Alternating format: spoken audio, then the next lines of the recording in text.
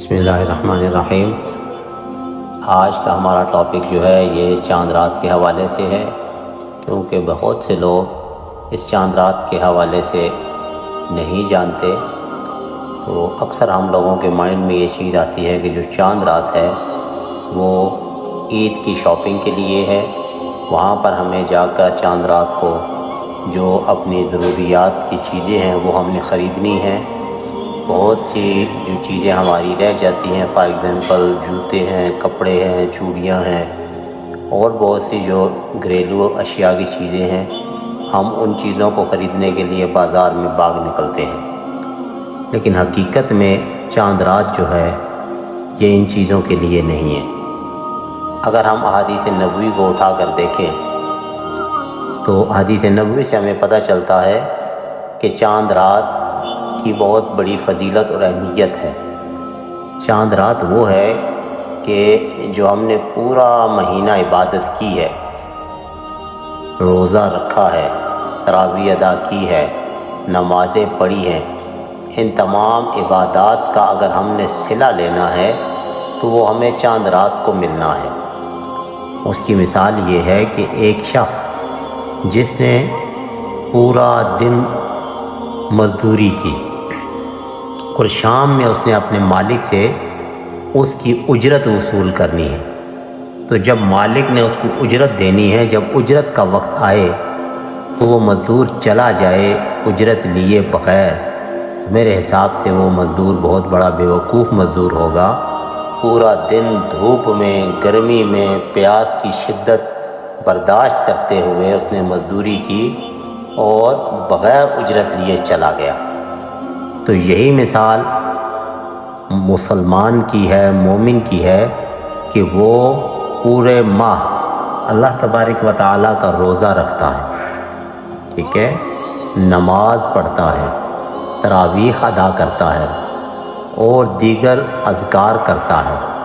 ان سب اذکار کا جو چاند رات میں اس کو صلہ ملنا ہے،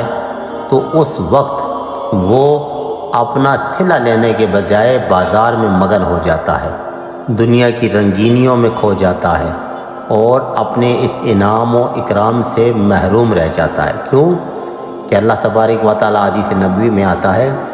کہ اللہ تبارک و تعالیٰ اپنے ملائکہ سے پوچھتا ہے کہ اے ملائکہ مجھے بتاؤ، جو میرے بندے ہیں جنہوں نے رمضان میں روزہ رکھے، جنہوں نے عبادت کی، جنہوں نے رمضان کا احترام کیا، آج جو میں نے ان سے کہا تھا انہوں نے وہ سب پورا کر دیا، آج انہوں کی جو یہ عبادت پوری کی ہے ان کی اس کے بدلے میں کیا جزا دوں؟ ان کو جزا دینی چاہیے۔ تو فرشتے فرماتے ہیں بالکل اے باری تعالیٰ آپ ان کو جزا دیں، ایک مزدور کی جو اجرت ہے وہ ان کو دیں۔ تو کہتے ہیں اس وقت اللہ تبارک و تعالیٰ فرماتا ہے ٹھیک ہے جاؤ، میرے بندوں کے گھروں میں پھیل جاؤ، جا کر دیکھو کہ میرے بندے کس حال میں مجھ سے جو انکساری کر رہے ہیں، مجھ سے کچھ طلب کر رہے ہیں تو ان کو عطا کرو، مجھ سے کچھ مانگ رہے ہیں تو ان کو دو، اگر کوئی گناہوں کی استغفار چاہتا ہے تو اس کے گناہ معاف کر دو، اگر کوئی تنگ دست ہے تو اس کو رزق عطا کر دو، اگر کوئی کسی پریشانی میں مبتلا ہے تو اس کی پریشانی دور کر دو۔ تو وغیرہ وغیرہ ایسی بہت سی چیزیں ہیں کہ جس کی جو خواہشات ہے، کوئی بے اولاد ہے تو اس کو اولاد دو، کسی کی اولاد نافرمان ہے وہ اس بارے میں پریشان ہے تو اس کی اولاد کو اس کا تابعدار بنا دو۔ تو یہ ساری چیزیں اللہ تبارک و تعالیٰ فرماتا ہے کہ جو بھی چاہتے ہیں میرے روزے دار جنہوں نے روزے رکھے ان کو عطا کرو، لیکن ہم اس ٹائم یہ چیز مانگتے ہیں؟ نہیں، ہم اس ٹائم بازار میں مگن ہو جاتے ہیں، بازاروں کی رنگینیوں میں کھو جاتے ہیں، ہم فیشن کی طرف لگ پڑتے ہیں، ہم نماز کو چھوڑ دیتے ہیں، ساری رات گانا بجانا غلط فوش کاموں میں پھر کر جو عبادت ہم نے کی ہوتی ہے اس ساری عبادت کو ضائع کر دیتے ہیں۔ تو اس لیے دوستو عید الفطر تو صبح کے ٹائم آنی ہے ہماری، لیکن چاند رات جو ہے یہ خصوصاً ایک بہت بڑی عبادت کی رات ہے۔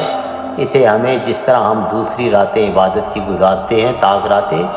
اس رات کو بھی ہمیں اللہ تبارک و تعالیٰ کی عبادت کر کے، عجز و انکساری کر کے، اللہ کے آگے گڑ گڑا کے اللہ سے اپنے گناہوں کی معافی مانگنی چاہیے۔ اللہ تبارک و تعالی ہم سب کے گناہوں کو معاف فرما کے ہمیں جنت عطا فرما دے۔ آمین ثم آمین۔